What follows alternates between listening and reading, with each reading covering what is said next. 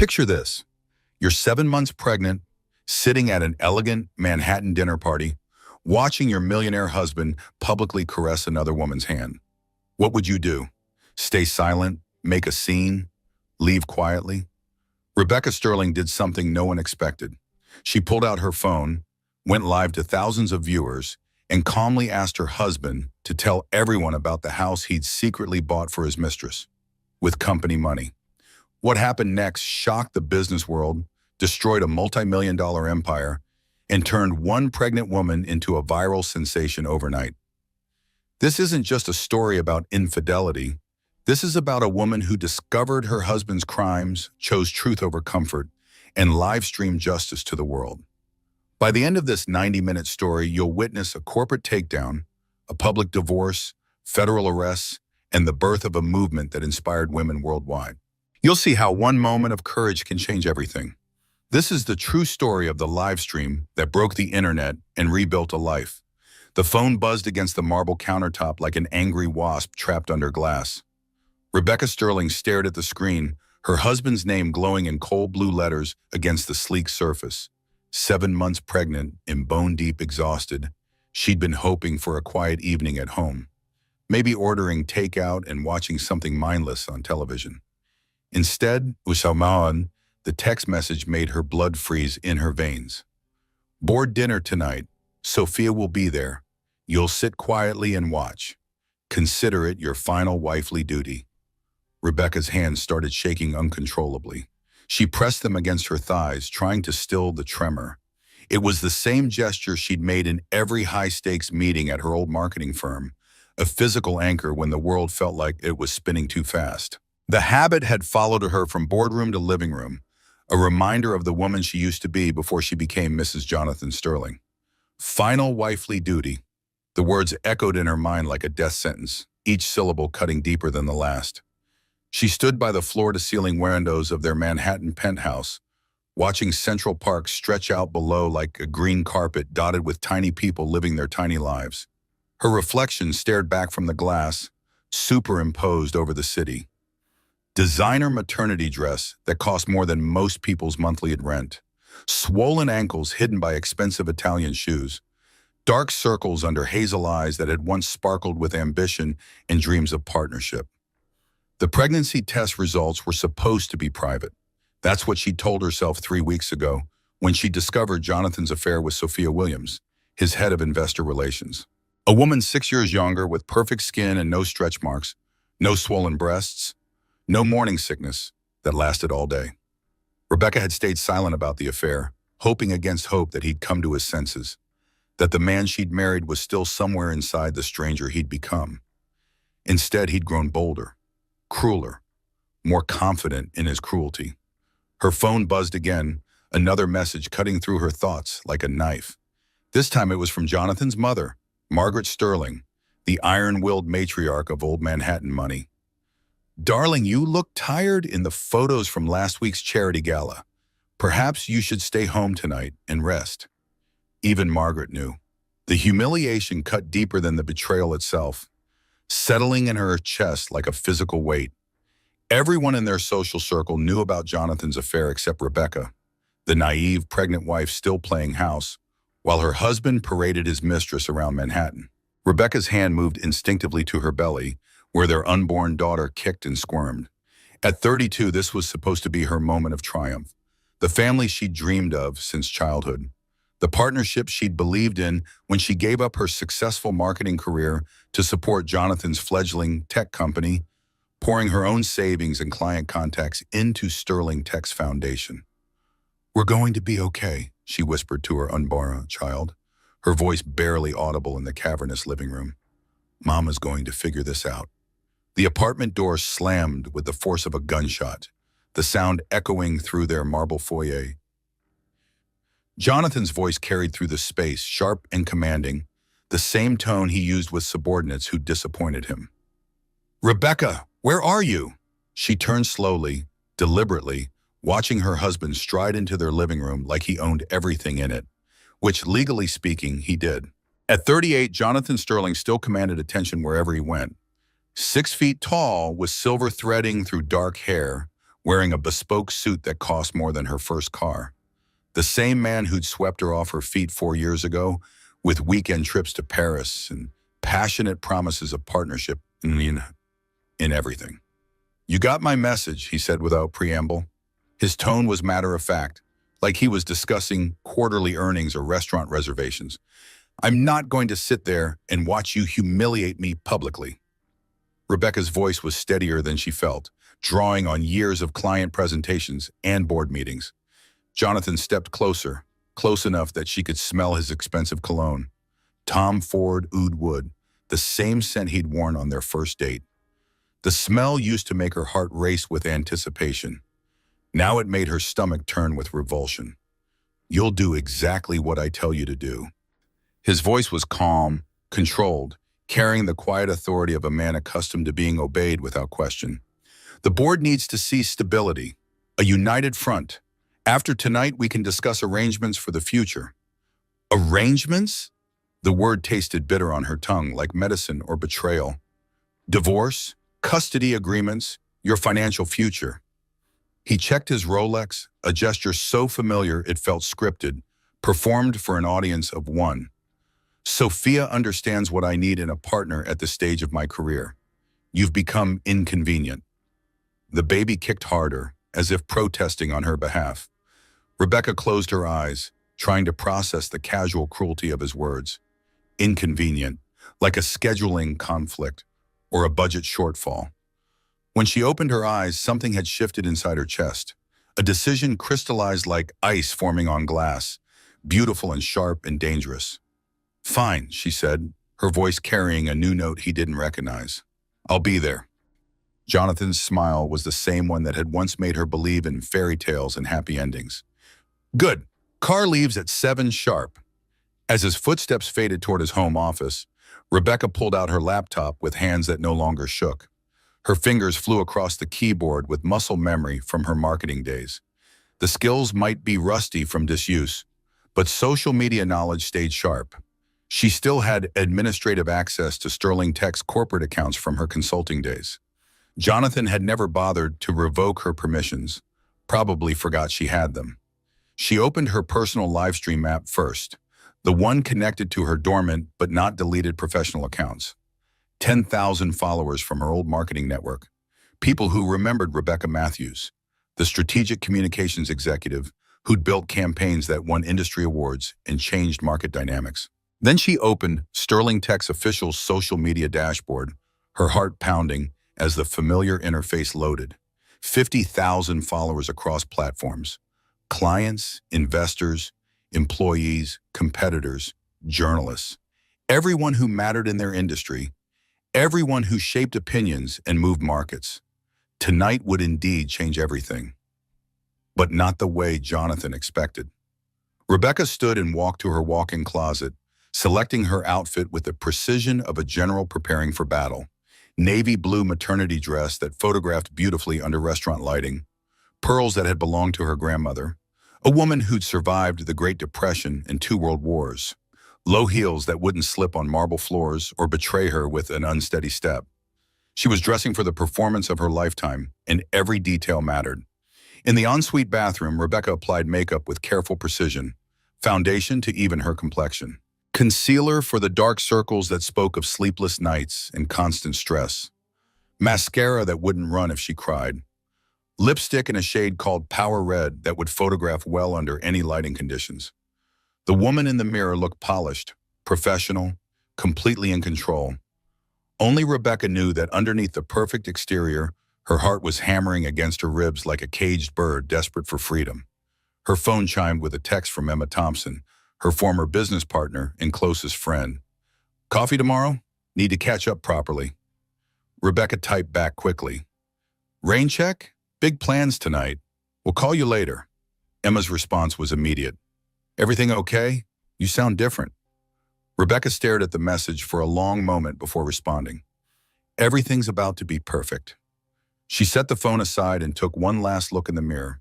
Tonight she would stop being the woman who stayed silent for the sake of peace.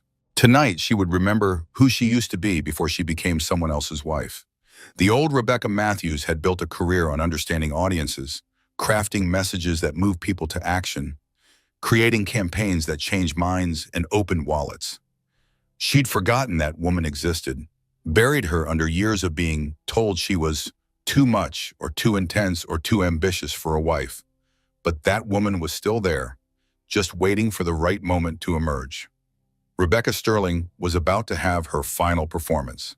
Tomorrow, Rebecca Matthews would be reborn. The Tesla glided through Manhattan's evening traffic like a shark through dark water, its electric motor silent as death. Rebecca sat in the back seat, watching the city blur past tinted windows that transformed everything into impressionist paintings of light and shadow. The leather seats felt cold against her back, despite the car's perfect climate control. Jonathan sat in the front passenger seat, adjusting his tie in the reflection of his phone screen. His driver, Marcus, had been with the family for 3 years, witness to countless arguments and reconciliations that had slowly eroded into cold politeness. Tonight, Marcus kept his eyes carefully on the road, pretending not to notice the tension crackling between his passengers. Rebecca's phone was warm in her palm, the Livestream app glowing softly like a weapon waiting to be fired. She'd tested the connection twice before leaving the apartment. Video quality was crystal clear. Audio picked up every whispered conversation. The camera angle captured both her face and the space around her perfectly. "Remember what I said?" Jonathan spoke without turning around, his voice carrying the casual authority of a man accustomed to being obeyed. "You sit quietly. You smile when appropriate. You keep your mouth shut unless directly addressed." "Of course," Rebecca replied, her voice honey-sweet and completely controlled. It was the same tone she'd used during difficult client presentations, when she needed to appear compliant while maneuvering for strategic advantage. "Whatever you think is best, darling." The Mandarin Oriental rose before them like a monument to wealth and power, its windows glowing gold against the darkening sky. The private dining room they were heading to occupied the 52nd floor, with views that made Manhattan look like a glittering toy set spread out for the amusement of the wealthy.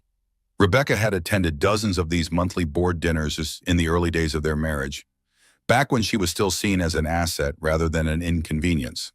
Back when Jonathan introduced her as "my brilliant wife," the marketing genius behind our early success, instead of just "my wife," in a tone that suggested she was decorative furniture. Her pregnancy had given him the excuse he'd been looking for to exclude her from business functions.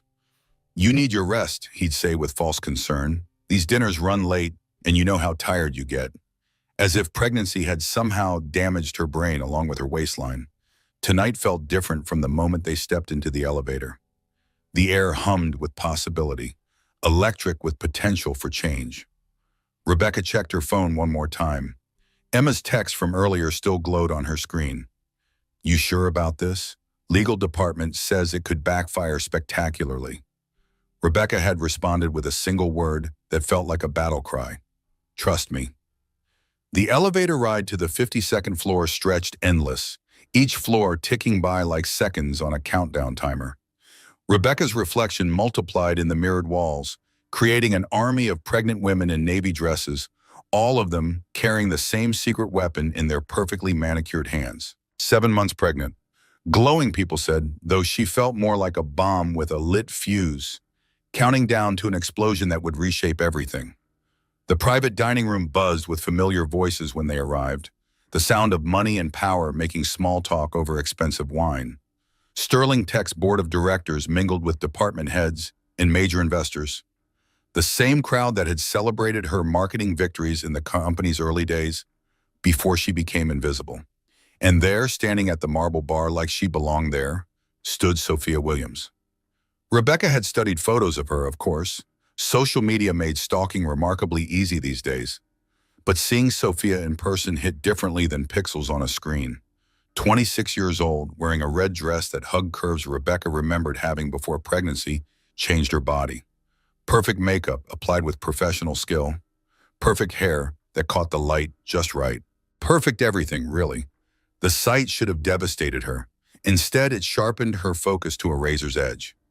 Margaret Sterling approached first, her smile brittle as winter ice and twice as cold. Jonathan's mother had never quite approved of Rebecca, considering her too middle class for the Sterling family name, despite her professional success. "Rebecca, dear, you look absolutely radiant tonight." Her air kiss missed by several inches, probably to avoid smudging her own perfect lipstick. Though perhaps you should be home resting. Pregnancy can be so taxing. I wouldn't miss tonight for the world, Rebecca replied with genuine warmth. It's such an important evening for the company. David Walsh, the board chairman, took her elbow gently as Margaret drifted away.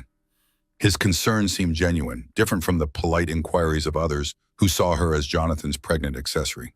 How are you feeling tonight, really? He asked quietly, his eyes searching her face with unexpected intensity. Something in his tone made Rebecca study his weathered features more carefully. David had always been kind to her, one of the few board members who remembered her contributions to the company's early success. Tonight, his eyes held worry that went deeper than social politeness. I'm feeling quite well, actually, she said truthfully. Better than I have in weeks. He pressed a business card into her palm, his fingers lingering for just a moment. His personal number was written on the back in blue ink, the handwriting careful and precise. If you need anything at all, he said quietly, his voice barely audible over the cocktail party chatter. Day or night, don't hesitate. The dinner seating arrangement was strategic torture, carefully orchestrated to maximize her humiliation.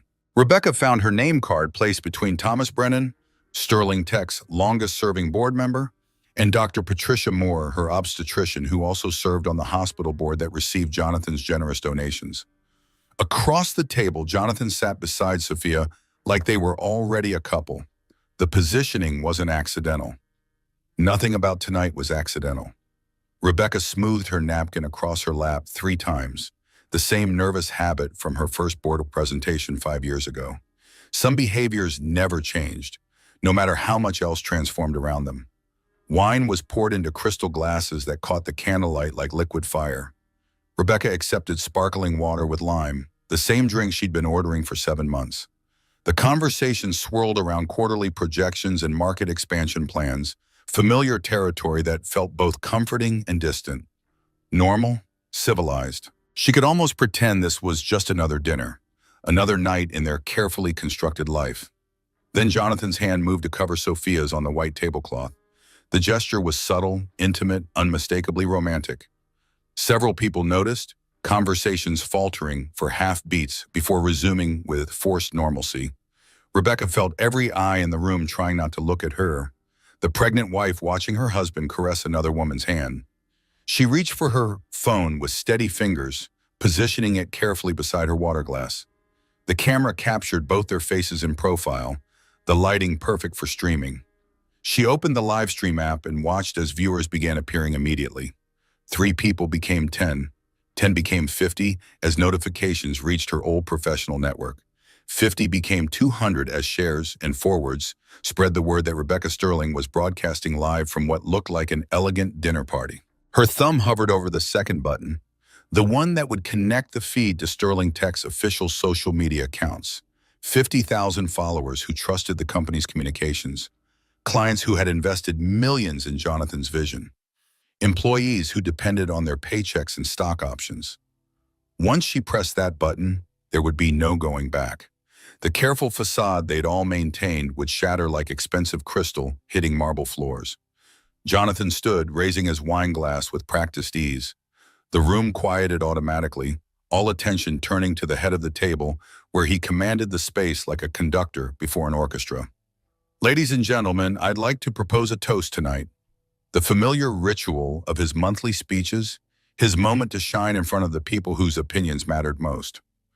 Rebecca had watched him perform this scene dozens of times, had felt proud of his confidence and charisma. To Sterling Tech's continued success in the coming quarter, and to the people who make that success possible. His gaze found Rebecca's across the table, and she saw the challenge there, the subtle cruelty. He wanted her to see this moment, to understand her place in his new world order. The discarded wife sitting quietly while he moved on to his next chapter. Rebecca smiled serenely and pressed the second button. The viewer count jumped from 200 to 800 in seconds. 800 to 2,000 as Sterling Tech's official live stream began broadcasting to their entire network of stakeholders. Jonathan's free hand came to rest on Sophia's shoulder as he continued his toast, the intimate gesture now being watched by thousands of people who had no idea they were witnessing the end of a marriage and possibly the beginning of a corporate scandal. The show was about to begin, and Rebecca Sterling held the remote control. The live stream counter climbed like a rocket, ascending into space, each number representing another witness to what was about to unfold. 2,000 viewers became 3,000, then 5,000, as the feed spread across social media platforms with the viral intensity that only genuine drama could achieve. Rebecca kept her expression perfectly serene, while her heart hammered against her ribs like a prisoner demanding freedom. Her old marketing network was sharing the stream rapidly, adding comments and speculation that drew even more viewers. The Sterling Tech corporate feed was pulling in clients and investors from around the globe, people logging in to see what the company's official account was broadcasting at what should have been a private dinner. Jonathan's speech grew more intimate with each carefully chosen word, his performance polished by years of practice in front of influential audiences. "Success in our industry requires true partnership," he said, his voice carrying the warm authority that had made him a sought-after speaker at conferences. "Trust between colleagues, the courage to embrace change when circumstances evolve beyond our original plans." His fingers traced along Sophia's wrist in full view of the camera, the gesture so tender it made Rebecca's stomach turn. Several board members shifted uncomfortably in their chairs, wine glasses pausing halfway to lips as they began to sense the undercurrents in the room. Margaret Sterling's smile looked like it might crack her carefully maintained facade. Rebecca felt the recognition hit her like ice water thrown in her face. This wasn't just Jonathan flaunting his affair for her benefit. He was publicly transitioning from wife to mistress, using Rebecca as a prop in his carefully orchestrated narrative. The pregnant wife, sitting quietly and obediently while he moved on to his next chapter, with the approval of their social circle. The realization should have destroyed her. Instead, it crystallized her resolve into something diamond-hard and equally cutting. "What beautiful words, Jonathan," Rebecca said, her voice carrying clearly across the suddenly quiet room. "Why don't you tell everyone about the partnership that originally created Sterling Tech?" The conversation didn't just pause, it died completely. Forks stopped halfway to mouths. Wine glasses hung suspended in midair. The only sound was the soft clink of expensive jewelry as people turned to stare at her with expressions ranging from curiosity to horror. Jonathan's jaw tightened almost imperceptibly, the only sign that her interruption wasn't part of his carefully scripted evening. His recovery was smooth and practiced, years of media training evident in the way he maintained his composure. "Of course, darling." The endearment sounded forced now, artificial. Rebecca's marketing expertise in our early days was quite valuable to the company's foundation. Just valuable? Rebecca's smile never wavered, though her eyes held a new intensity that several people noticed. The live stream viewer count hit 8,000, comments pouring in from former colleagues, current friends, and complete strangers drawn by the unfolding drama. "I seem to remember my entire client database funding our first office lease, my personal savings account covering payroll when we couldn't make payments during those crucial first 6 months." David Walsh leaned forward slightly, his weathered face showing sudden interest. Other board members exchanged glances that spoke volumes about information they'd never heard before. This was company history that had been carefully edited in official narratives. Thomas Brennan's eyebrows rose in surprise. Dr. Moore set down her wine glass with deliberate care. Even Sophia looked uncomfortable, perhaps beginning to understand that she was caught in something larger than a simple affair. "Ancient history," Jonathan laughed, but there was steel underneath the humor now. "We all make sacrifices for success in the startup world." Rebecca understood that investments of time and money were necessary. Rebecca's hand moved instinctively to her belly, where their daughter was kicking with unusual vigor. The protective gesture was universal, instantly recognizable to every mother watching the stream. The movement was captured perfectly by the camera angle she'd calculated. "Indeed, we do make sacrifices," she agreed, her voice carrying a note of sadness that made several people lean closer. Some more than others, apparently. She stood carefully, one hand on the table for balance, the other remaining protectively over her unborn child. The simple movement commanded attention, made her the focal point of every eye in the room. "Would you excuse me for just a moment?" she asked with perfect politeness. "The baby seems to be pressing on my bladder quite insistently." Polite chuckles rippled around the table, the kind of understanding laughter that pregnant women receive from strangers who remember their own experiences. Jonathan's relief was visible in the way his shoulders dropped slightly, probably thinking he had avoided whatever confrontation he had sensed building. In the ladies' room, Rebecca checked her phone with hands that trembled only slightly. The main live stream had 12,000 viewers and climbing. Sterling Tech's official stream showed 18,000 people watching what they thought was a corporate dinner. Screenshots were already flooding social media platforms, news outlets picking up the story in real time. Emma's text came rapid fire, her excitement and terror evident in the broken syntax. Holy shit, this is everywhere. Number 2 trending topic nationally. You beautiful genius, what have you done? Legal says document everything. I'm recording from my end just in case. Rebecca reapplied her lipstick with steady hands, the same shade of power red she'd chosen for its staying power and photogenic qualities. The woman in the mirror looked different now, determined, dangerous, ready for whatever came next.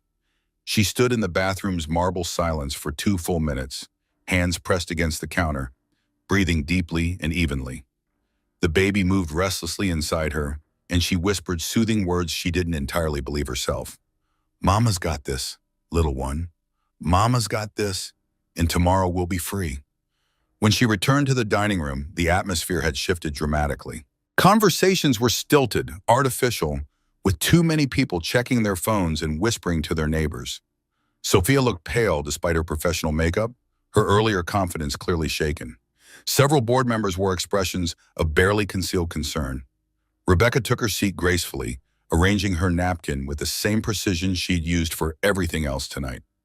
I'm so sorry for the interruption, she said with genuine warmth. Where were we in the conversation?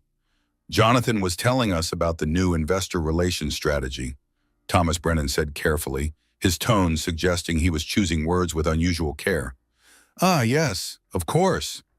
Rebecca's voice carried nothing but polite interest. Sophia's department. Tell me, Sophia, how long have you been working closely with my husband? The question hung in the air like smoke from an expensive cigar, visible and choking. Sophia's face flushed red above her carefully chosen dress, the color clashing with the fabric in a way that would photograph terribly. 6 months, she managed, her voice barely above a whisper. 6 months. Rebecca nodded thoughtfully, as if processing new information rather than confirming what she already knew. That's such interesting timing. Our marriage counselor will want to note that in her records, the affair began right around the time I started showing. The words dropped into the silence like stones into still water, ripples spreading outward as their meaning hit each person at the table. Someone's breath caught audibly. Margaret Sterling's teacup rattled against its saucer. I trusted my instincts about this. I was right all along. Jonathan's careful control cracked visibly, his composure slipping like a mask coming loose. Rebecca, this isn't the appropriate venue for discussing marriage? Her laugh was musical, genuinely amused rather than bitter. But darling, you made it the appropriate venue when you sat me here to watch you caress another woman's hand in front of our colleagues and investors. The live stream exploded with activity. Viewer count hit 25,000 and was still climbing. Comments ranged from outrage to admiration to shock. The conversation moving so fast it was impossible to read individual messages. The story was spreading beyond their industry into mainstream social media, picked up by influencers and news aggregators who sensed something significant happening. Margaret Sterling stood abruptly, her chair scraping against the hardwood floor with a sound like fingernails on a chalkboard. Perhaps we should postpone the business discussion portion of our evening. Please don't leave on my account, Rebecca said, remaining seated with the serene composure of a queen holding court. I'm finding this absolutely fascinating. Jonathan, why don't you tell everyone about the house in the Hamptons? The color drained from Jonathan's face so completely he looked like he might faint. The transformation was visible even to the people watching on live stream. Comments exploding with speculation about what house she meant and why it had provoked such a reaction. The charming little place you purchased 3 months ago, Rebecca continued conversationally. The one that's registered in Sophia's name. The one our marriage counselor doesn't know about. despite our discussions about transparency and rebuilding trust. The room erupted in whispered conversations that couldn't quite be called discreet. Board members looked between each other with growing alarm, several pulling out phones to make urgent calls or send emergency messages. David Walsh's weathered face had gone grim, his earlier concern now clearly justified. Rebecca smiled serenely at the camera positioned beside her water glass, the angle capturing her profile perfectly. To her 28,000 viewers, she looked like a woman completely in control of a situation that was spiraling beyond anyone else's ability to manage.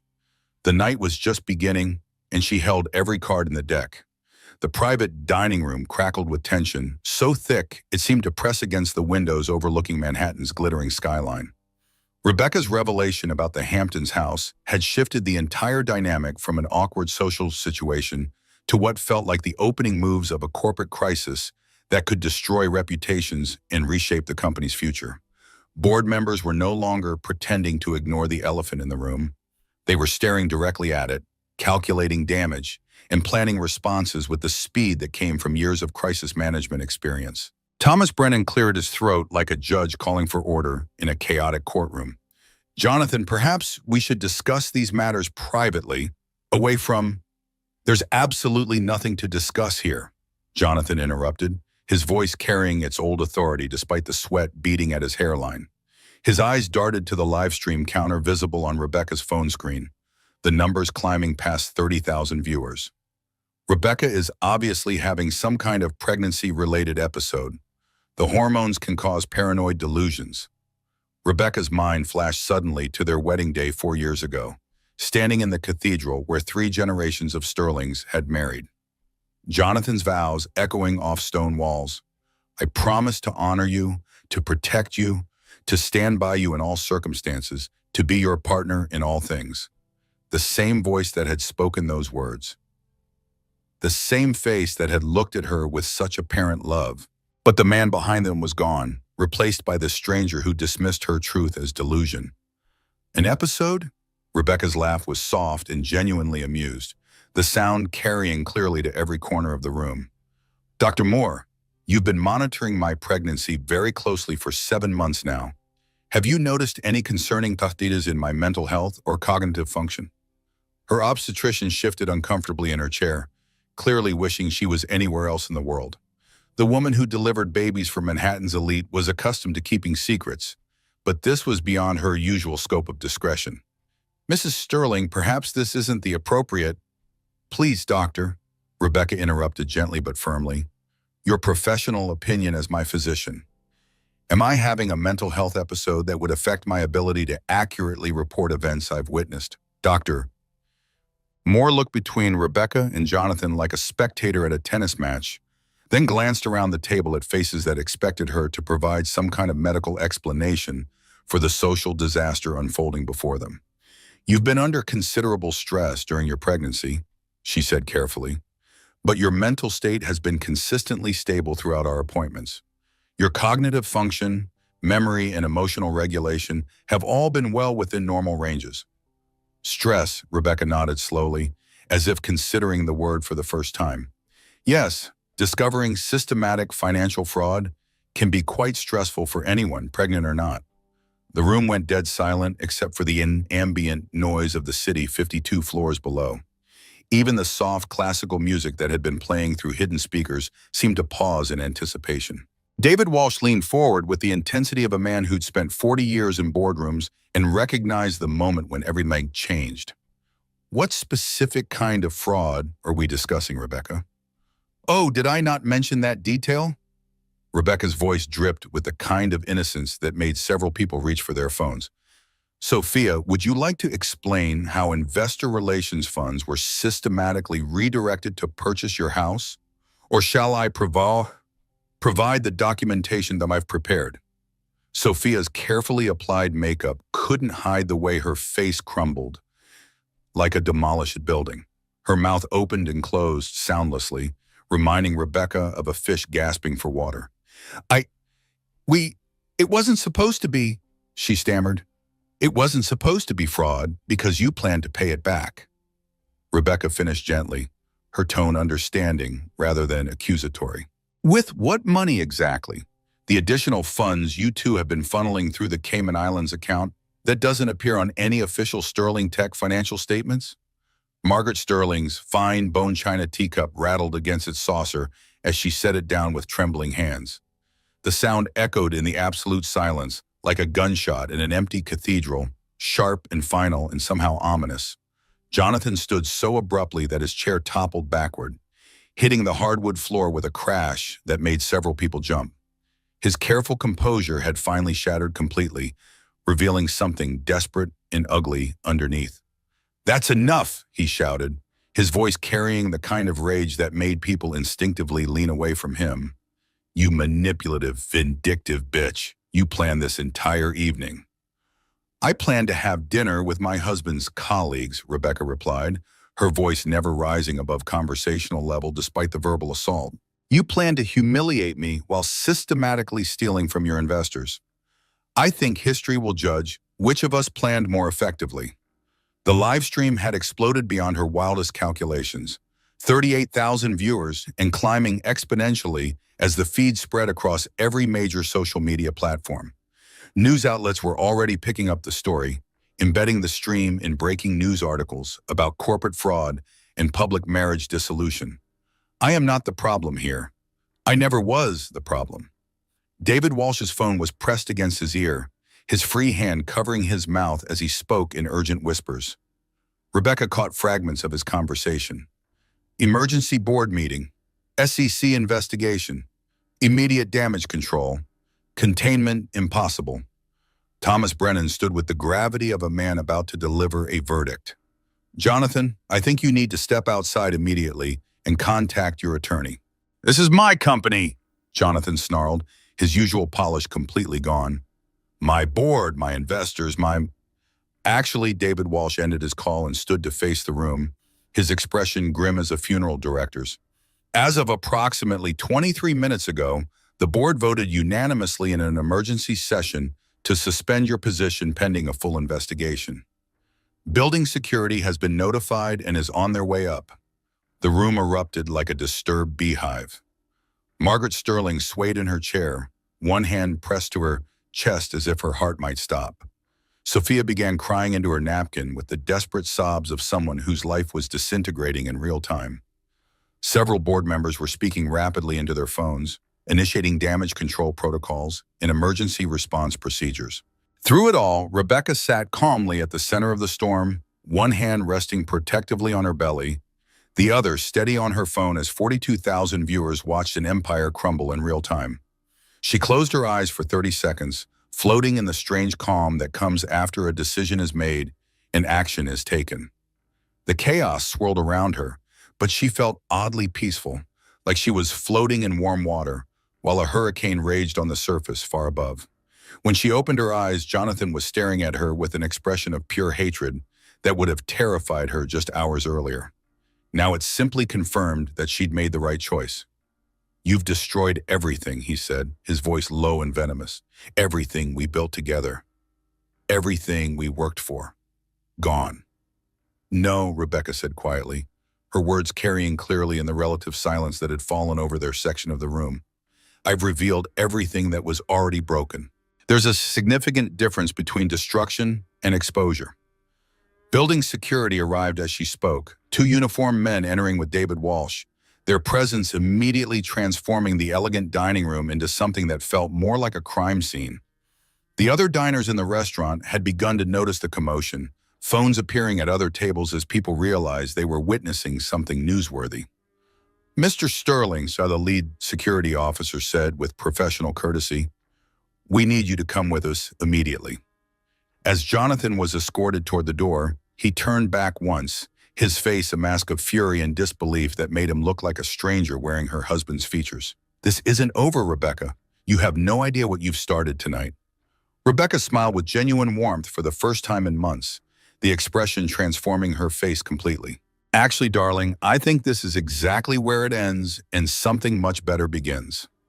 The live stream counter hit 46,000 viewers as the door closed behind him with a final satisfying click that seemed to echo through both the dining room and cyberspace. The old Rebecca Sterling was officially dead. What emerged from her ashes would be something entirely new. The private dining room buzzed with the frantic energy of a crisis management center. Voices raised in urgent phone calls and whispered emergency conferences that would determine the fate of a multi-million-dollar company. Rebecca sat in the eye of the hurricane she'd created, watching her carefully orchestrated revelation play out with a precision that surprised even her. Her phone showed 58,000 viewers on the main live stream, with numbers still climbing as the story spread across every conceivable platform. Someone in Sterling Tech's IT department had finally managed to cut the corporate feed, but screenshots, recordings, and video clips were flooding social media with the unstoppable momentum of a digital avalanche. The damage was beautiful, complete, and absolutely irreversible. The rage that filled her wasn't the explosive kind that destroyed everything in its path. Instead, it was cold and calculating, sharp as surgical steel and twice as precise. Years of being dismissed, minimized, pushed aside for the convenience of others, had crystallized into this moment of perfect retribution. Jonathan had called her inconvenient. Tonight she'd shown him the true meaning of the word.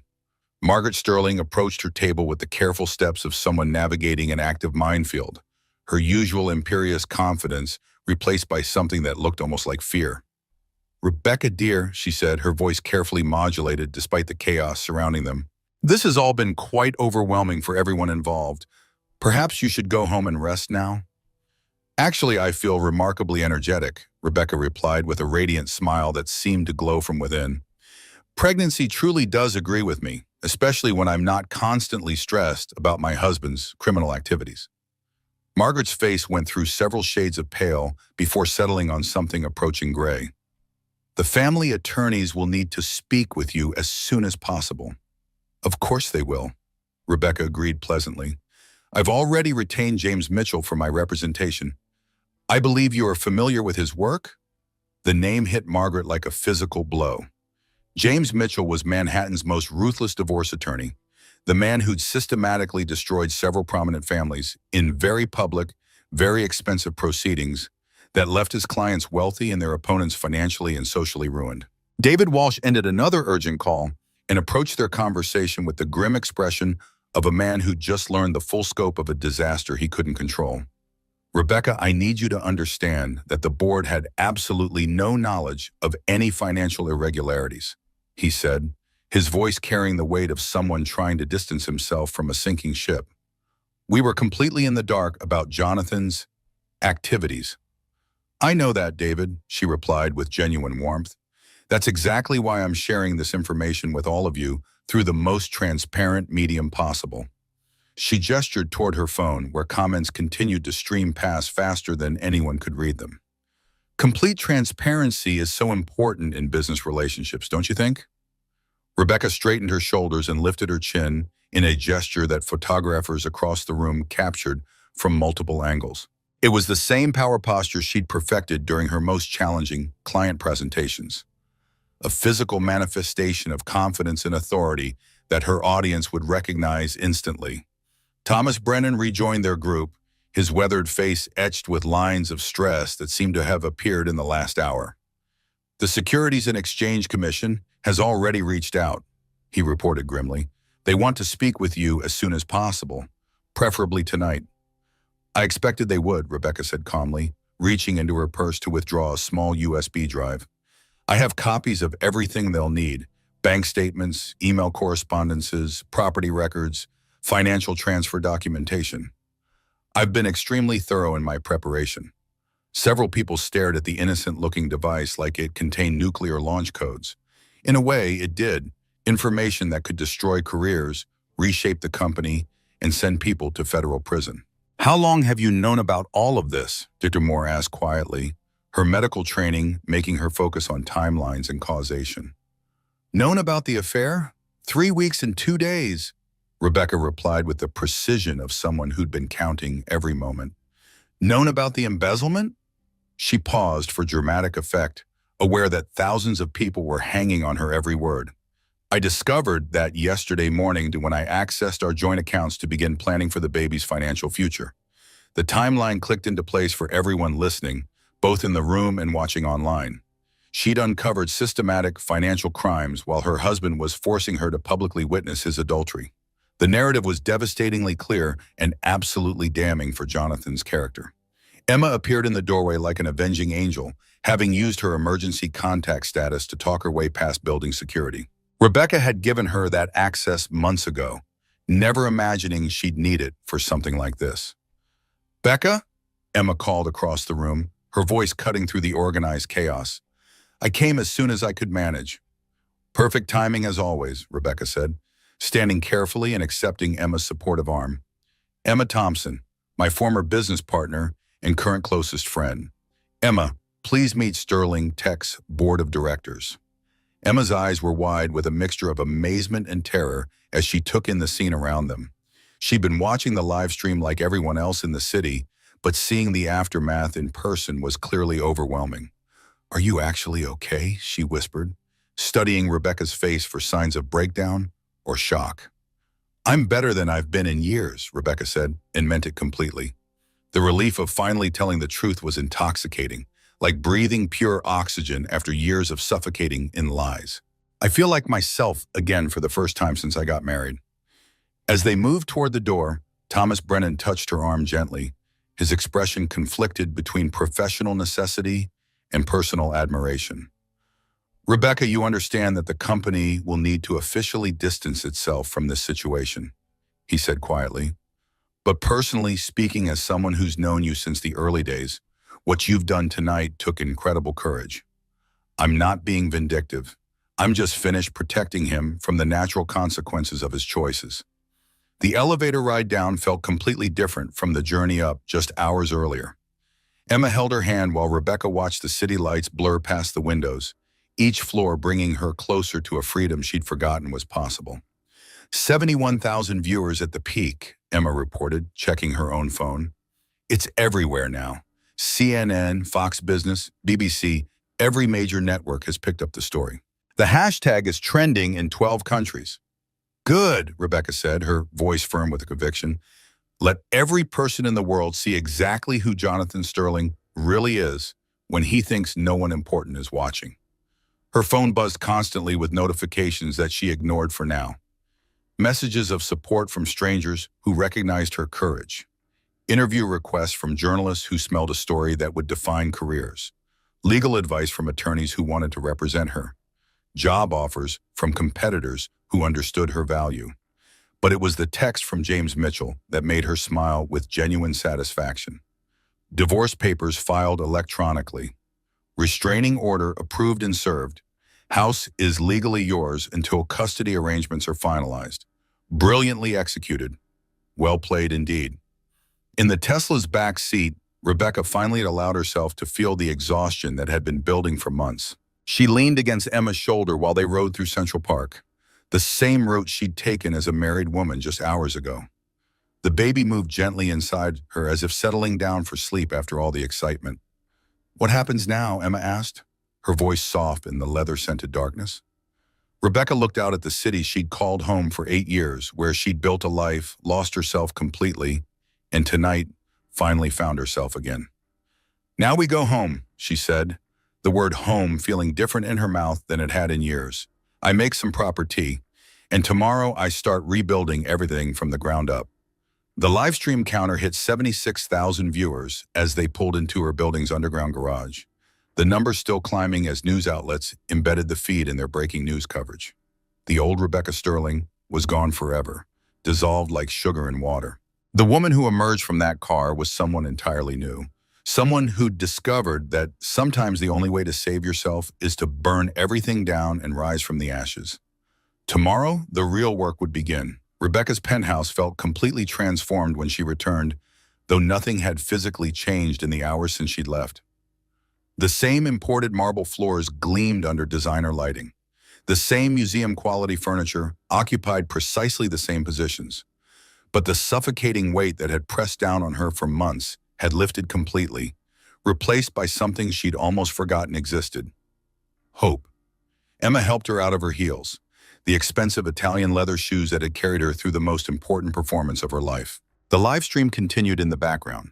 The viewer count still climbing steadily toward 80,000 as late-night social media users discovered the story and shared it with increasingly dramatic commentary. Alone in her bedroom, changing into comfortable silk pajamas that felt like armor being removed after battle, Rebecca finally allowed herself to process the full magnitude of what she'd accomplished. Her hands shook as she hung up the navy maternity dress that had become a costume in the most important theater production of her life. "What if I've made a terrible mistake?" she whispered to her reflection in the full-length mirror, the question emerging from some deep place of doubt she'd kept carefully buried all evening. The baby kicked sharp and insistent against her ribs, as if her unborn daughter was offering an opinion on the matter. Rebecca's hands moved to her belly, feeling the tiny person who would inherit whatever world she created through tonight's choices. "You're absolutely right, little one," she said, her voice growing stronger. "It wasn't a mistake. It was years overdue." Her phone rang with the distinctive tone she'd assigned to unknown numbers, the first of what would undoubtedly be many calls from people she'd never heard of. "Mrs. Sterling, this is Amanda Parker from CNN Business Network. We'd love to offer you an exclusive interview opportunity to tell your side of tonight's events." 3 more calls followed in rapid succession: NBC financial correspondent, Fox business producer, Wall Street Journal investigative team. The story had transcended business news and entered the mainstream media cycle, becoming the kind of narrative that captured public imagination and shaped cultural conversations. Emma knocked on the bedroom door with the gentle insistence of someone who knew her well enough to read her moods. "Becca, James Mitchell is here. Says he drove over as soon as he saw the news." Rebecca found her divorce attorney in the living room, laptop open on the coffee table, surrounded by legal documents like a general planning a complex military campaign. At 41, James had distinguished silver threading through dark hair and a reputation that made opposing counsel experience genuine nightmares. "Congratulations," he said without looking up from his screen, fingers flying across the keyboard with the intensity of someone who lived for moments like this. "You've just live-streamed the most expensive divorce in New York legal history." "How expensive are we talking about exactly?" Rebecca asked, settling into her favorite armchair, the one Jonathan had always criticized as too sentimental for their sophisticated aesthetic. "Sterling tech stock dropped 22% in after-hours trading," James reported with obvious satisfaction. Jonathan's personal net worth took approximately a $60 million hit based on preliminary calculations. "Your prenuptial agreement becomes completely void if adultery is proven in conjunction with financial malfeasance." He looked up with the smile of a shark who just spotted wounded prey. "Which you just proved to 79,000 witnesses and counting." Rebecca tucked her feet underneath her in the same position she'd favored during late-night study sessions in college, when the world seemed full of possibilities, and she believed she could accomplish anything she set her mind to. "What about custody arrangements for the baby? Given tonight's evidence of his character, the pending financial crimes investigation, and your documentation of emotional abuse patterns, you'll have full custody with supervised visitation rights only." James's expression grew serious. "Assuming he even wants visitation once the criminal charges are filed." Emma brought tea service on their wedding china, the delicate porcelain painted with roses that had belonged to Jonathan's grandmother. The irony wasn't lost on any of them, using Sterling family heirlooms to celebrate the destruction of Sterling family reputation. "The phone system hasn't stopped ringing," Emma reported. "Journalists, attorneys, 3 different publishers wanting to discuss book deals, and what sounds like every major corporation in America offering you consulting on contracts." "Book deals already?" Rebecca asked, genuinely surprised by the speed of response. James nodded approvingly. "The woman who live-streamed her millionaire husband's corporate downfall while 7 months pregnant? That's a bestseller waiting to happen. Publishers are probably calculating advance offers as we speak." Rebecca's phone buzzed with a text from an unknown number. "You don't know what you've started tonight. This won't end the way you think." Then another, equally ominous. "Enjoy your 15 minutes of fame. Some prices are higher than you realize." "Jonathan's already trying to reach you through intermediaries and intimidation," James observed, noting her expression as she read the messages. "I've instructed building security to deny him access to the premises and forwarded the threatening text to law enforcement. He can't intimidate me anymore." I hold every single card in this game now. The live stream chat was flowing like a river in flood season, comments pouring in from around the world faster than human eyes could track. Rebecca watched the digital conversation scroll past, a real-time focus group responding to her story. Queen behavior, this is how you handle cheating. This is what karma looks like when it has good Wi-Fi. How did she stay so calm I would have thrown wine? That baby is going to have the strongest mama ever. Filing for divorce tomorrow because of this woman's example. Sterling tech stock puts just made me rich. Emma laughed, reading over her shoulder with undisguised admiration. You've started a revolution. Twitter is calling it the Sterling scandal, and #livestream justice is trending worldwide. At midnight, Rebecca finally ended the live stream after thanking her audience for their support and promising to use her platform responsibly. 87,000 viewers had watched her navigate the aftermath with grace and steel-wrapped in silk determination. She'd answered carefully selected questions, acknowledged supporters by name when possible, and maintained perfect composure throughout. But alone in the nursery, she decorated by herself while Jonathan traveled for business that now seemed suspiciously frequent, surrounded by tiny clothes and stuffed animals that represented dreams she'd held so carefully. Rebecca finally allowed herself to break down completely. She sat in the rocking chair Jonathan had called an unnecessary expense and wept with the kind of tears that came from the deepest places of loss. Not for him, she was surprised to discover she felt nothing but relief about his absence. Not for their marriage, which had been dead longer than she'd wanted to admit, but for the dreams she'd held so carefully, the partnership she'd believed in with religious faith, the family she'd imagined raising in love and honesty and mutual respect. The baby moved restlessly inside her, responding to her emotional state with the sensitivity that connected them even before birth. Rebecca placed both hands on her belly and spoke aloud to her unborn daughter, her voice carrying promises she intended to keep. I'm sorry you won't have the daddy I wanted to give you, little one, but you'll have a mama who fights for what's right instead of what's comfortable. A mama who doesn't accept less than she deserves from anyone. A mama who learned that sometimes burning everything down is the only way to build something better from the ashes. By morning, the hashtag had become a cultural phenomenon that would be studied in business schools and women's studies programs for years to come. Rebecca Sterling had become the face of women who refused to stay silent when staying silent meant protecting people who didn't deserve protection. But first, she needed sleep. Tomorrow, she would begin the complex work of rebuilding her life from the ground up. Tonight, she rested in the knowledge that she'd chosen truth over comfort, justice over convenience, and her daughter's future over her husband's reputation. The baby settled as Rebecca finally relaxed for the first time in months. Even in the womb, her child seemed to understand that Mama had fought for both of them tonight, and that they were going to be just fine. Rebecca woke to brilliant sunlight streaming through her bedroom windows and her phone buzzing with the insistent rhythm of a digital heartbeat that refused to be ignored. 12 hours after her live stream had ended, the story had achieved complete global saturation. The BBC, Reuters, CNN International, every major business network on 6 continents, everyone wanted to know about the pregnant American executive who'd exposed her millionaire husband's crimes in real time. She felt fundamentally different, as if the act of speaking truth had chemically altered her DNA. Lighter, cleaner, like she'd been holding her breath underwater for years and could finally surface into sunshine and breathable air. Emma was already in the kitchen when Rebecca emerged, coffee brewing in the expensive machine Jonathan had insisted they needed. Laptop open to news websites that were covering the story with the kind of attention usually reserved for political scandals or celebrity deaths. Good morning, internet sensation, Emma said, looking up from a screen filled with headlines that used words like explosive and devastating and unprecedented. Please tell me this isn't all some incredibly vivid fever dream, Rebecca replied, pouring fresh orange juice with hands that felt steady for the first time in months. Sterling Tech stock is down 31% and still falling, Emma reported with barely contained glee. Jonathan's been arrested on charges of embezzlement, fraud, and money laundering. Sophia's cooperating fully with federal authorities in exchange for reduced charges. She paused for effect.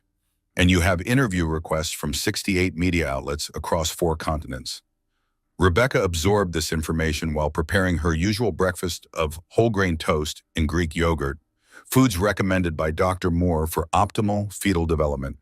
Everything felt surreal, like she was living inside someone else's life. What about the board's response? Emergency meeting scheduled for 9 this morning. David Walsh is serving as interim CEO while they conduct a full investigation. Early reports suggest they're distancing themselves from Jonathan as fast as legally and financially possible. Her phone rang with the distinctive tone she'd assigned to important calls. James Mitchell, probably with updates that would shape the next phase of her life. Rebecca, we need to meet immediately. His voice carried the urgency of someone who'd been working through the night. Jonathan's legal team is already making moves. They're claiming you trapped him into making admissions under false pretenses. How exactly can the truth be considered false pretenses? She asked, genuinely curious about the legal gymnastics required for such an argument. It can't be, which is why their strategy won't work, James replied with satisfaction. But they're going to try everything possible to shift blame and minimize his culpability. Can you be in my office by 10? After breakfast, Rebecca showered and dressed with the same military precision she'd used the night before. Black maternity suit that projected authority and competence. Minimal jewelry that wouldn't distract from her words. Hair pulled back in a style that looked professional on camera. She was preparing for battle, and every detail of her appearance would be analyzed and dissected by people looking for weakness. Standing before her full-length mirror, Rebecca adjusted her posture with conscious effort. Shoulders back, chin elevated, hands folded with calm confidence. The same power pose she'd mastered during her most successful client presentations, when she'd convinced Fortune 500 companies to invest millions in campaigns built on her strategic vision. The elevator ride to the lobby felt like descending from a tower into a medieval battlefield. When the doors opened, she faced a wall of reporters, cameras, and microphones that represented every major news organization in the Western Hemisphere. Mrs. Sterling, how do you feel about your husband's arrest? Do you regret the public nature of your revelations? What message do you want to send to other women in similar situations? What's next for you and your baby? Rebecca paused at the center of the media storm, one hand resting protectively on her belly, where her daughter kicked with what felt like approval. Her voice carried clearly across the marble lobby without strain, trained by years of presentations to reach the back row without shouting. I feel relieved that the truth is finally public and that appropriate authorities are investigating the scope of financial crimes, she said, her words chosen with legal precision. I regret waiting so long to act on information I should have reported immediately. As for what's next, my baby and I are looking forward to building an honest future. James Mitchell waited beside a black sedan that looked appropriately serious for the gravity of their situation. Perfectly executed, he said as they pulled away from the media circus. Short, dignified, legally sound, and no inflammatory language that could be taken out of context. The 25-minute ride to his office took them through Manhattan traffic that seemed heavier than usual, as if the entire city had slowed down to process the magnitude of what had happened. Rebecca watched familiar neighborhoods pass by, knowing that her relationship with this city would never be the same. They've hired Kellerman and Associates, James reported, reading updates on his phone. Expensive choice, even for someone with Jonathan's resources. The most expensive defense firm in the country, Rebecca observed. They specialize in destroying whistleblowers' credibility through character assassination. Exactly, but here's their problem. You're not a whistleblower reporting on someone else's company. You're a wife who discovered her husband's criminal activities and refused to participate in covering them up. Rebecca smiled, remembering her strategic thinking from the night before. I covered every legal angle before I pressed the start button. I'm not the naive wife anymore who trusts people to do the right thing without evidence. James looked genuinely impressed, the expression of a professional who recognized superior preparation when he saw it. You planned this with the thoroughness of a military operation. I had an excellent teacher, Rebecca said, her voice soft with irony. Years of watching Jonathan manipulate every situation to his advantage, turn every conversation to his benefit, control every narrative to protect his interests. I learned from the absolute best manipulator I've ever encountered. Her phone buzzed with a text from David Walsh. Board voted unanimously this morning. Jonathan terminated for cause. All benefits forfeited. Your consulting contract reinstated if you want it. We need someone we can trust. Rebecca showed James the message, watching his eyebrows rise in surprise. Sterling Tech wants you back already? Makes perfect strategic sense, she analyzed. I have complete institutional knowledge, public sympathy, and I'm probably the only person who knows where all the financial irregularities are buried. Plus, hiring me sends a message about the company's commitment to transparency. Rebecca walked to the window overlooking Central Park, where she jogged during her first trimester while full of hope for their growing family. The trees were turning brilliant autumn colors, nature's reminder that change could be beautiful even when it meant letting go of what came before. Soon her baby would be born into a completely different world than she'd originally imagined. I want to make a comprehensive public statement, she said finally, turning back to face James with decision written clearly on her face. To the press corps waiting outside? To everyone who's watching, it's time to control the narrative completely. An hour later, Rebecca stood behind a mahogany podium in James Mitchell's conference room, facing a dozen cameras and twice as many reporters representing media outlets from around the globe. Her black suit was perfectly tailored, her makeup applied with professional skill, her voice steady with the conviction of someone who'd found her truth and intended to share it.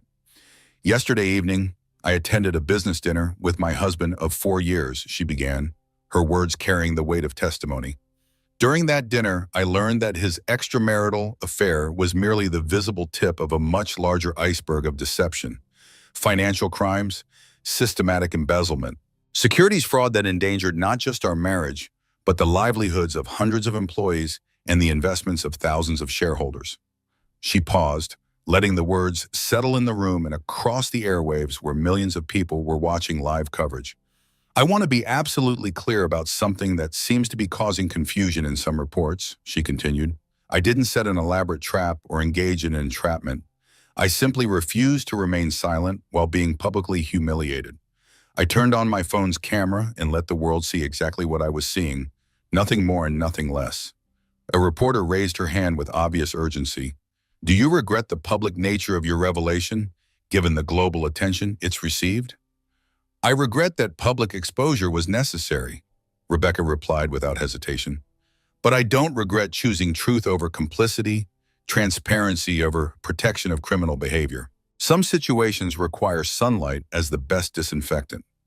What's next for you professionally, given Sterling Tech's offer? Rebecca's smile was genuine for the first time in months, the expression transforming her face completely. Sterling Tech has offered me a senior consulting position with significant authority to help rebuild the company's reputation and financial integrity. I'm seriously considering accepting. After all, I helped build that company from nothing once before.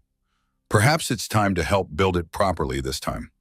As questions continued for 30 minutes, Rebecca felt her old confidence returning like water filling a long empty well.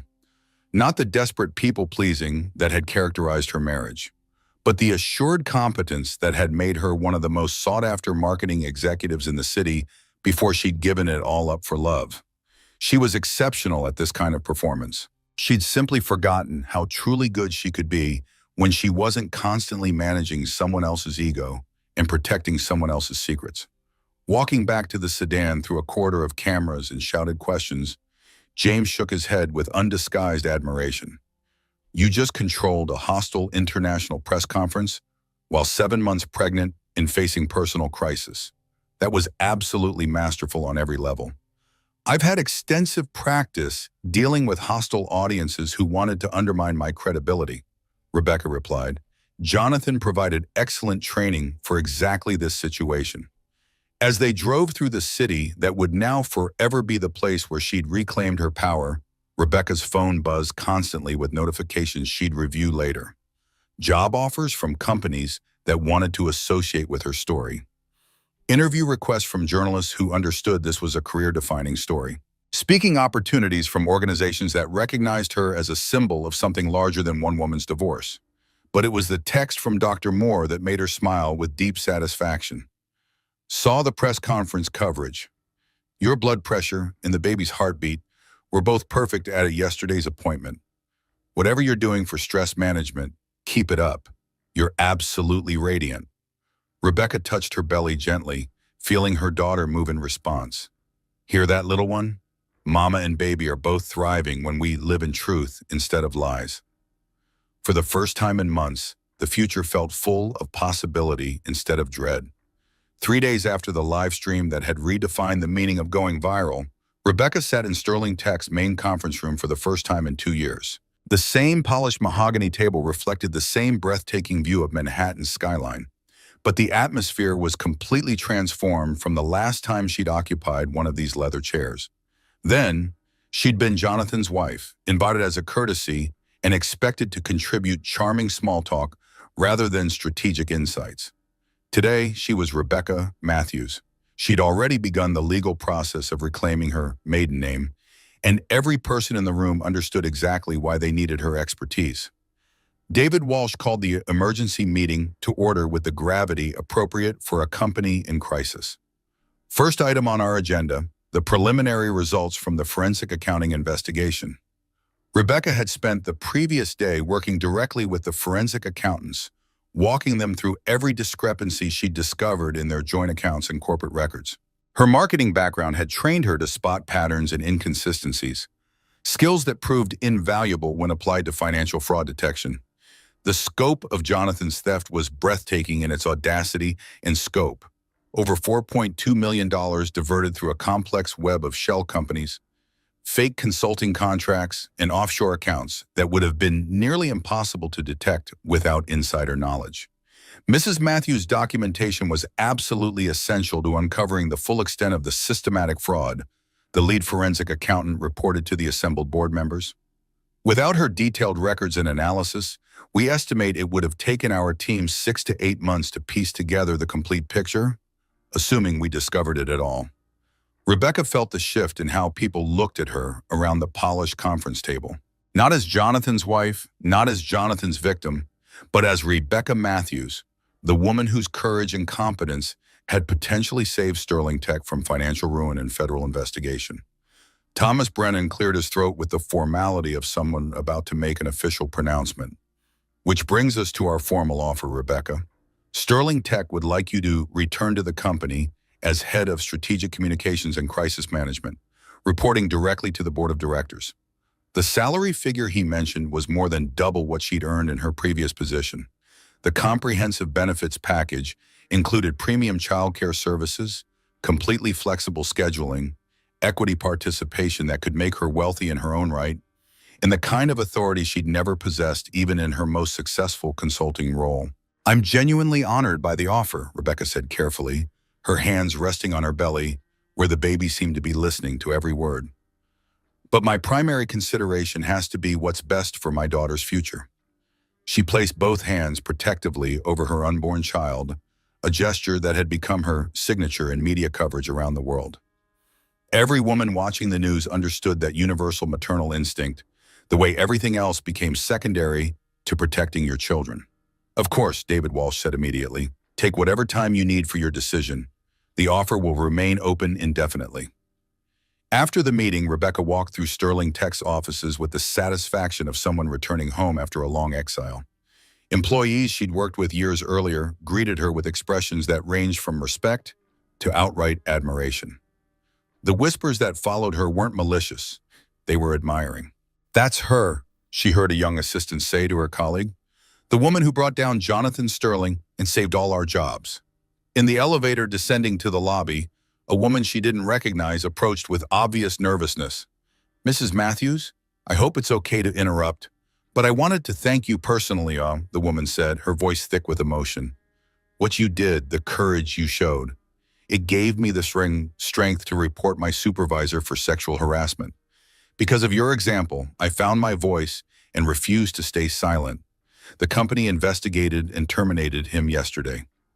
Rebecca's throat tightened with unexpected emotion. I'm so glad you spoke up. Every woman deserves to work without fear. Outside Sterling Tech's gleaming headquarters, the now familiar wall of reporters waited with the dedication of people who understood they were covering a story that would be remembered for years. Rebecca had grown comfortable with their presence, learning to treat media attention as a tool rather than a burden. Any response to your husband's latest statements? A reporter called out. Mr. Sterling's attorney is welcome to make whatever statements they believe serve their client's interests, Rebecca replied diplomatically. I'll continue responding with documented facts rather than legal strategies.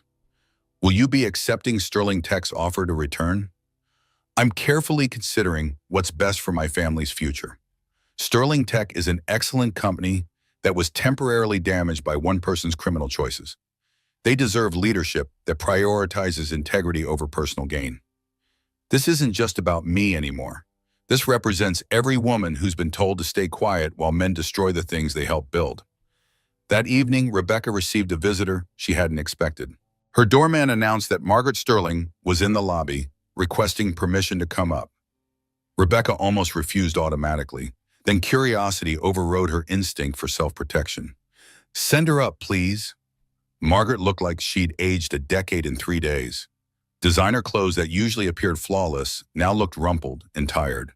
Makeup couldn't quite hide the dark circles under eyes that had clearly shed tears. She stood in Rebecca's doorway holding a single white envelope like a flag of surrender. I know I'm probably the last person you want to see, Margaret began, her voice lacking its usual imperial authority. Actually, I've been expecting this conversation, Rebecca replied, stepping aside to let her former mother-in-law enter. I'm glad you came. They sat in the living room where Rebecca had planned her live stream, two women who'd navigated the same treacherous man from different perspectives and suffered different types of damage. I wanted to apologize, Margaret said, her voice barely above a whisper. I knew about Sophia from the beginning. I suspected there were financial irregularities. I said nothing because I hoped that protecting the family reputation was more important than protecting you. You hoped I'd stay quiet to preserve the Sterling name, Rebecca said without anger, stating fact rather than accusation. Yes, I was completely wrong, and my silence enabled Jonathan to hurt you in ways that were unforgivable. Margaret's composure cracked completely, revealing the grieving mother underneath the social matriarch. Jonathan has been my only child for 38 years. I enabled his worst behaviors, made excuses for his failures, covered up his mistakes since he was old enough to make them.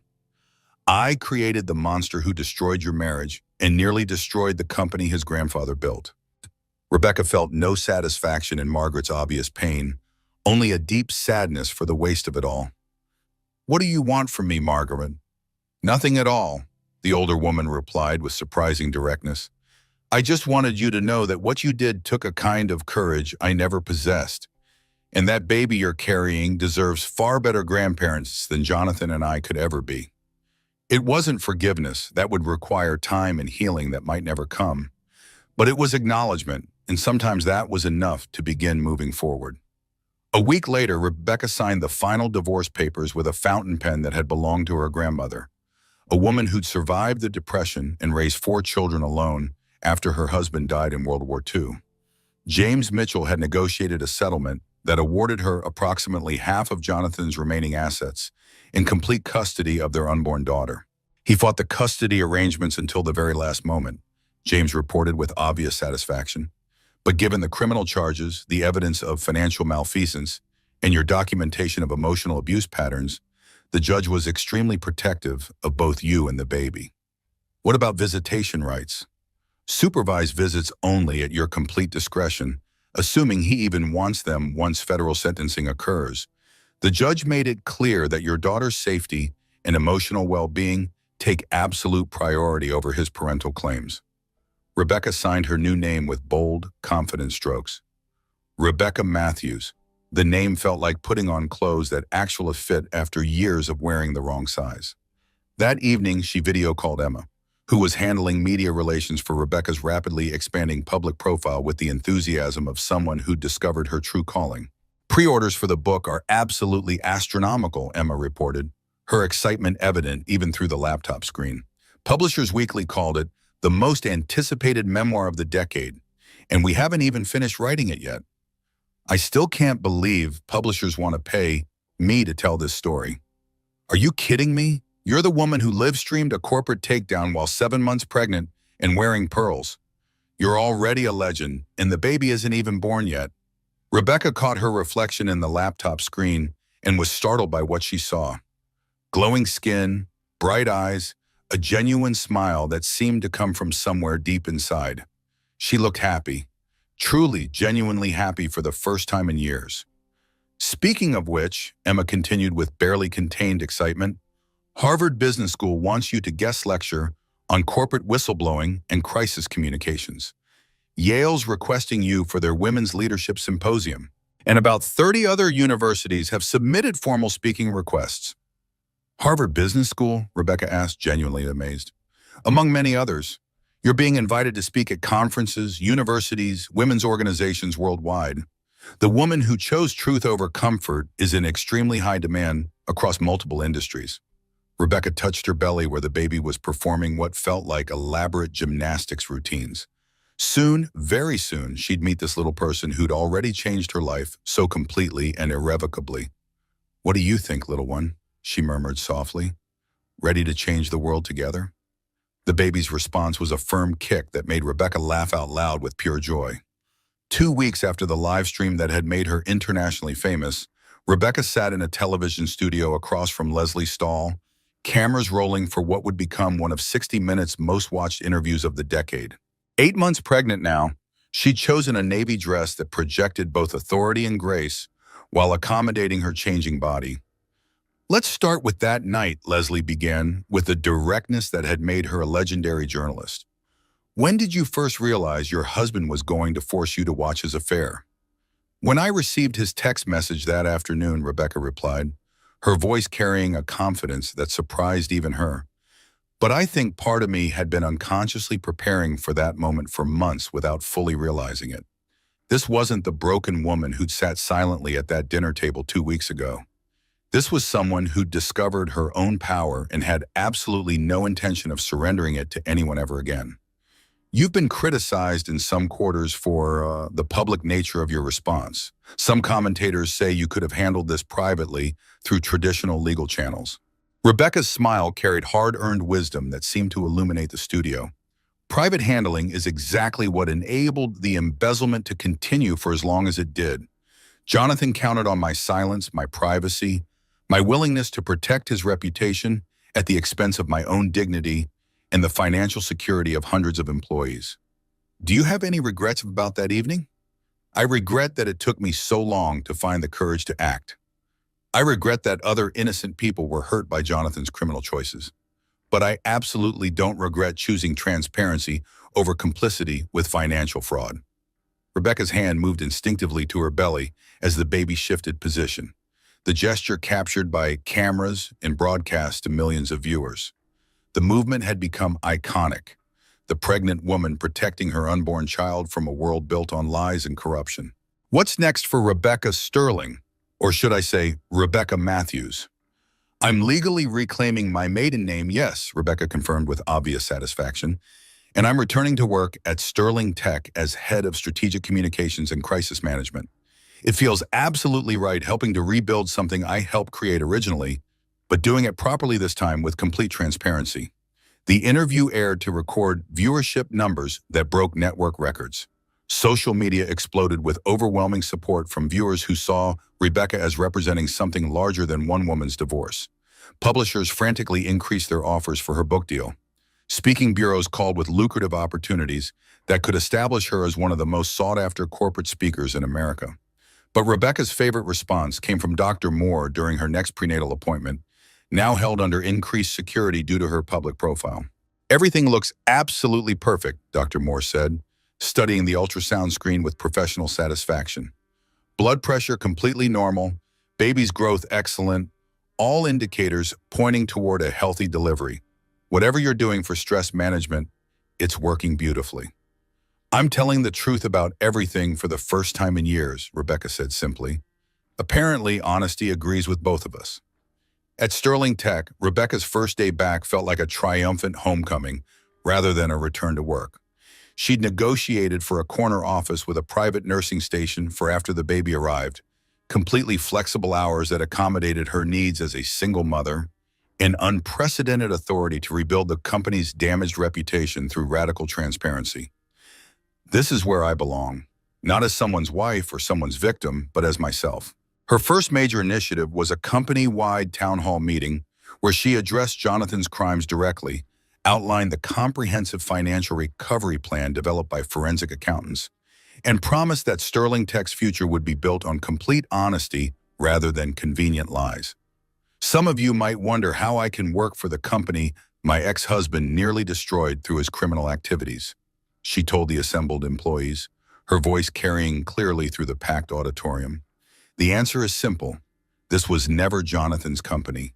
It belongs to all of us.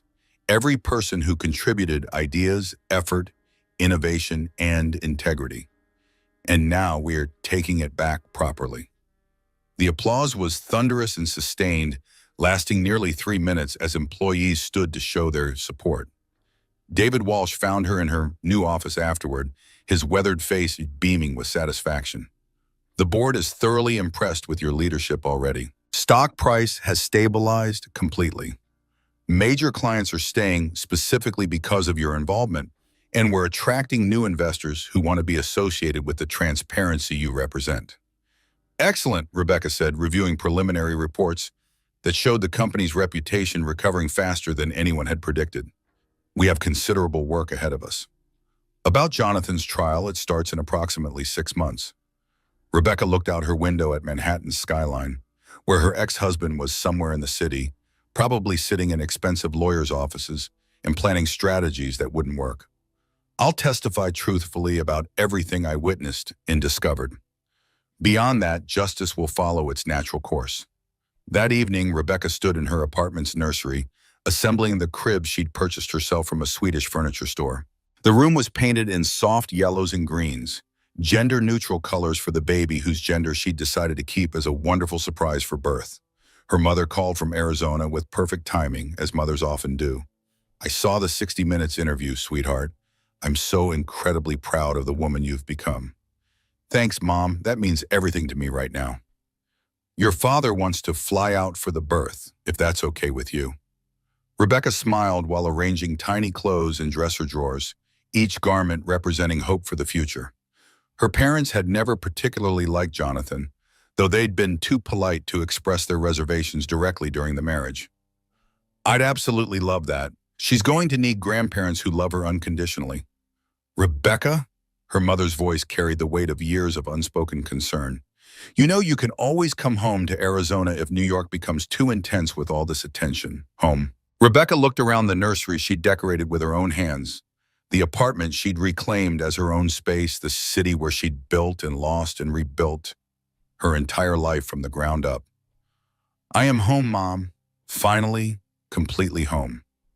3 days later, Rebecca received another unexpected visitor.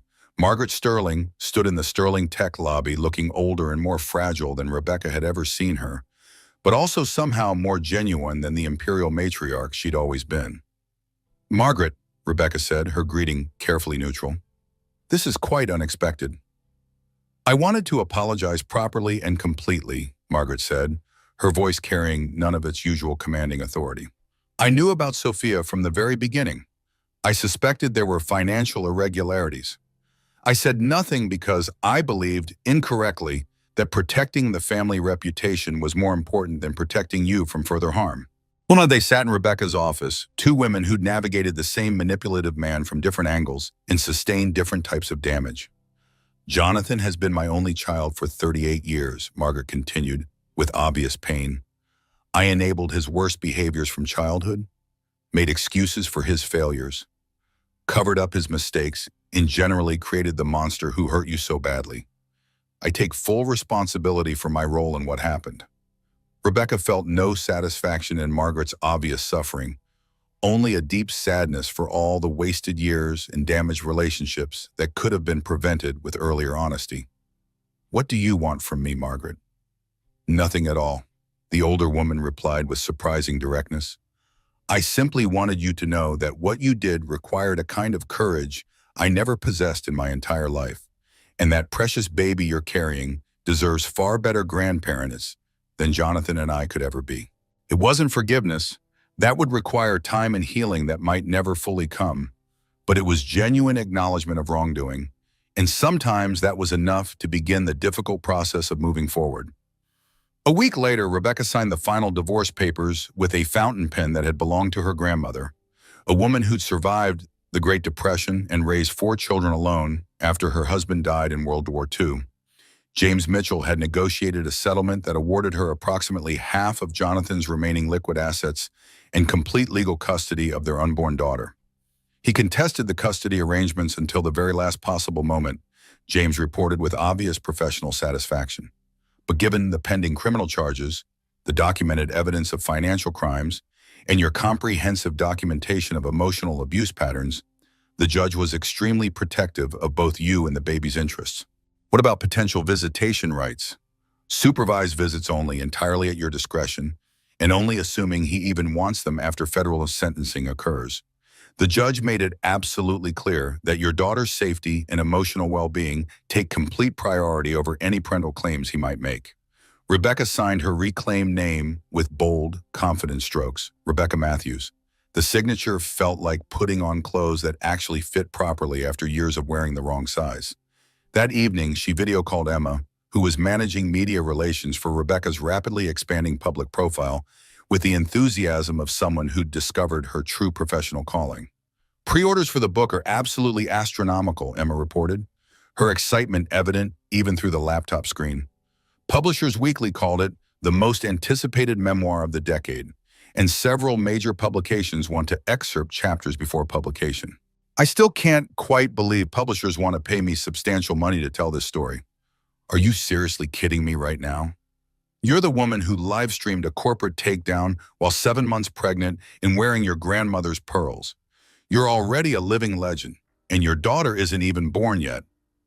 Rebecca caught her reflection in the laptop screen and felt amazed by the transformation she saw. Glowing skin that came from inner peace rather than expensive products. Bright eyes that sparkled with genuine happiness instead of unshed tears. A smile that seemed to emerge from some deep well of contentment she'd forgotten existed. She looked happy, truly, authentically happy for the first time in years.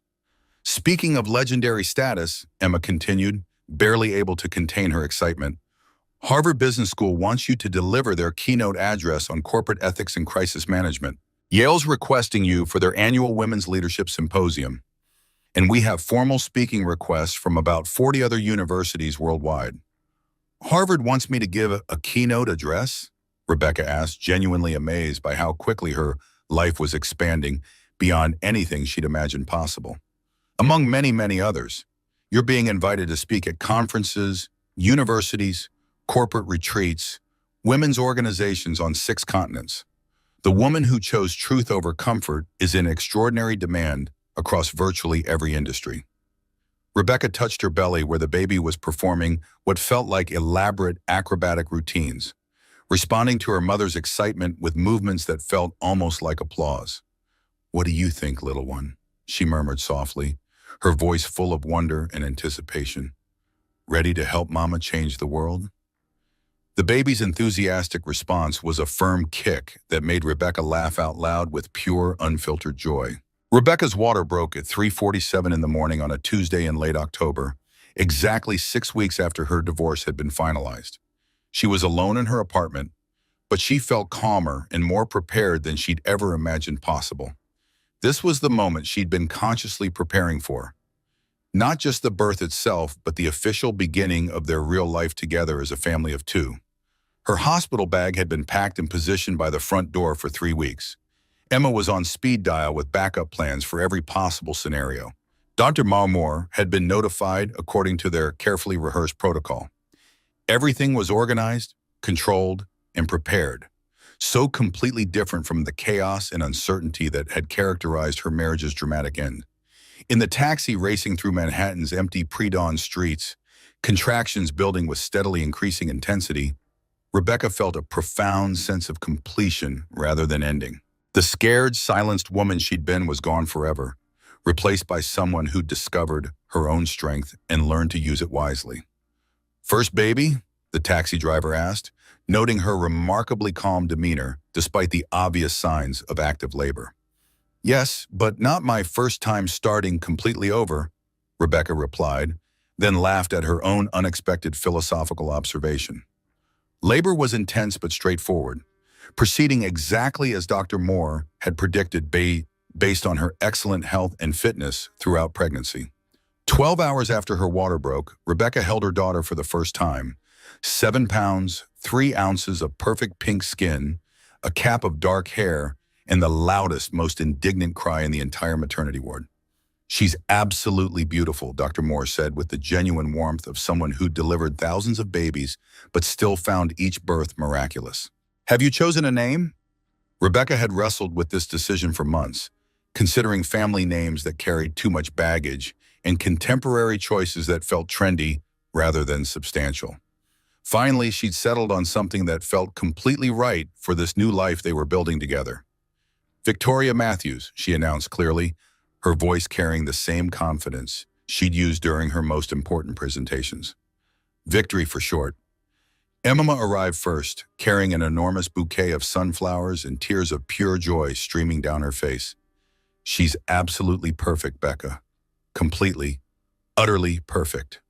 "She really is," Rebecca agreed, unable to stop staring at her daughter's face with the kind of wonder that seemed to make everything else in the world fade into background noise. "I can't believe she's actually mine."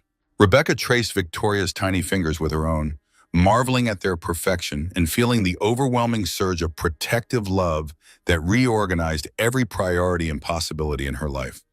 Every new mother recognized this feeling, the instant transformation from individual to guardian, from self-focused to completely devoted to another person's well-being. Her parents arrived from Arizona the next day, their faces glowing with the special happiness that comes with becoming grandparents. Rebecca's father, usually reserved with his emotions, cried openly when he held his granddaughter for the first time. "She looks exactly like you did at this age," her mother said softly, studying Victoria's features with the intensity of someone memorizing every detail. "Determined, alert, ready to take on the entire world." "She'll need to be strong," Rebecca replied with conviction, adjusting Victoria's tiny hospital blanket. "The world's going to know exactly who she is from the beginning." The media attention was overwhelming, but manageable thanks to James Mitchell's legal expertise and Emma's strategic communication skills. Rebecca had negotiated exclusive rights to announce Victoria's birth through a carefully worded statement that emphasized privacy while acknowledging legitimate public interest. "Rebecca Matthews and daughter Victoria are healthy and resting comfortably. We appreciate the tremendous support we've received from around the world and ask for privacy during this special time as we begin our life together." But it was the personal messages that moved Rebecca most deeply, hundreds of women sharing their own stories of finding courage after seeing her example. Thank you notes from Sterling Tech employees whose jobs she'd saved by exposing the embezzlement. Messages from other single mothers welcoming her to their ranks with advice and encouragement. "I didn't just save myself and my daughter. I helped save other people too." David Walsh sent an elegant arrangement with a card that read, "Sterling Tech's newest board member, perhaps? Give her 18 years to prepare for the position." James Mitchell's gift was characteristically practical. A college fund already seated with $50,000 in a trust structure that would ensure Victoria's financial security regardless of future circumstances. "Every girl should have unlimited options and the resources to pursue them," his accompanying card explained. Margaret Sterling's arrangement was simple but beautiful. White roses with a handwritten card that read, "She deserves everything her father couldn't give her. With love and deep regret, Margaret." Rebecca was surprised to discover that she felt no bitterness toward her former mother-in-law. Margaret had been trapped in her own web of enabling and denial, a prisoner of social expectations and family loyalty that had prevented her from protecting the people who needed protection. Sometimes the prison guards were prisoners too. On their third day in the hospital, Rebecca received an unexpected visitor. Sophia Williams stood hesitantly in the doorway, looking uncertain and hopeful in a way that made her seem much younger than her 26 years. "I know I'm probably the last person you want to see right now," Sophia began tentatively. "Actually, I'm glad you came," Rebecca said with genuine warmth, adjusting Victoria in her arms. "I wanted to thank you personally for providing those financial documents to the prosecutors. They were crucial in ensuring Jonathan received the maximum possible sentence." 15 years, Sophia nodded soberly. "With my plea agreement, I received 2 years probation and 800 hours of community service. That seems completely fair given your cooperation." They sat in comfortable silence for several minutes, watching Victoria sleep with the perfect peace that only newborns possess. "She's so beautiful," Sophia said softly, her voice carrying genuine emotion. "She looks completely at peace." "She is at peace," Rebecca replied with quiet satisfaction. "We both are," finally. After Sophia left, Rebecca walked carefully to the window, holding Victoria securely against her chest. The afternoon sun streamed through the glass, warming them both while the city pulsed with its eternal energy 50 floors below. Somewhere in that vast urban landscape, their future was waiting to be discovered and shaped. "This is your kingdom, little princess," Rebecca whispered to her sleeping daughter. "A world where women speak their truth without fear of consequences, where courage matters more than comfort, where your mama learned that sometimes you have to tear everything down completely to build something infinitely better from the ashes." Victoria's response was a tiny sigh of complete contentment that seemed to approve of the world they'd inherit together. The book release was scheduled for Victoria's 6-month birthday. Live streaming Truth, How I Exposed My Husband's Crimes and Found My Voice, had already broken pre-order records at every major retailer. Rebecca's editor called it a masterpiece of personal narrative and social commentary that will influence business ethics discussions for decades. But more importantly, the substantial advance had established Victoria's educational trust fund and provided startup capital for the Matthews Foundation, a nonprofit organization dedicated to supporting women who expose corporate misconduct and need legal or financial assistance during the process. Rebecca knew exactly who she was now, with crystalline clarity. Not Jonathan's ex-wife, not a victim of anyone's choices, not even just a mother, though that role brought her immense joy. She was Rebecca Matthews, the woman who'd chosen truth over comfort, justice over convenience, courage over compliance, and her daughter's future over her husband's reputation. Sterling Tech was thriving under new leadership that prioritized transparency and ethical behavior. Rebecca's strategic communications role had evolved into a board position with significant authority. At 32, she was the youngest member of Sterling Tech's board of directors and their most effective spokesperson for the new corporate culture they were building. Victoria's first birthday party was held in Central Park on a perfect spring afternoon, surrounded by the chosen family Rebecca had collected during her transformation. Emma's children played with babies belonging to women who'd reached out after the live stream, creating a community built on shared values of truth and mutual support. "Any regrets about everything that happened?" Emma asked, watching Rebecca chase a wobbling Victoria around the playground equipment designed for toddlers. Rebecca considered the question with the seriousness it deserved. Exactly 1 year ago, she'd been married to a millionaire, living in luxury, pregnant with what she'd believed would be the perfect family in their perfect life. Now she was a single mother, working full-time, with a public profile that meant that she'd never have complete privacy again, raising her daughter alone while building a career and a foundation and a completely new life from the ground up. "Not a single one," she said with absolute conviction, her voice carrying the certainty of someone who'd found her truth and intended to live it fully. Not one regret about any of it. Victoria took her first independent steps that day, walking unsteadily but determinedly from the park bench directly into Rebecca's outstretched arms. Every parent in their group cheered enthusiastically, but Rebecca felt the symbolism most acutely. Her daughter would grow up walking toward truth rather than away from it, toward courage rather than comfort, toward authenticity rather than convenient lies. That evening, alone in their apartment with Victoria sleeping peacefully in her crib, Rebecca opened her laptop and began writing the next chapter. Literally, the sequel was already under contract with her publisher, with an advance that had surprised even James Mitchell. Raising Victory, a single mother's guide to courageous parenting in an uncertain world. But first she had emails to answer, interview requests for the Foundation's official launch next month, speaking engagements at universities and corporations worldwide. A world full of women who needed to hear that their voices mattered, that their truth had value, that courage was always worth the cost. I am not a cautionary tale about what happens when women speak up. I am a victory story about what becomes possible when we refuse to stay silent. Her phone buzzed with a text from an unknown number. "Saw your story on the news tonight. Filing for divorce tomorrow because of your example. Thank you for showing us it's possible to choose ourselves. Rebecca smiled and typed back quickly. It's not just possible, it's absolutely worth every difficult moment. Trust yourself. Victoria stirred in her crib, making the soft sounds that indicated she'd wake soon for her evening bottle. Rebecca closed the laptop and went to collect her daughter, the most important person in her carefully reconstructed world. In the nursery painted in colors of hope and possibility, she rocked Victoria while the city lights twinkled outside their windows like earthbound stars. This was their kingdom now, built on truth, sustained by courage, and filled with infinite possibility for whatever future they chose to create.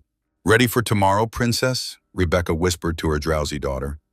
Victoria's response was to tighten her grip around Rebecca's finger as if to say, let's conquer the world together, Mama.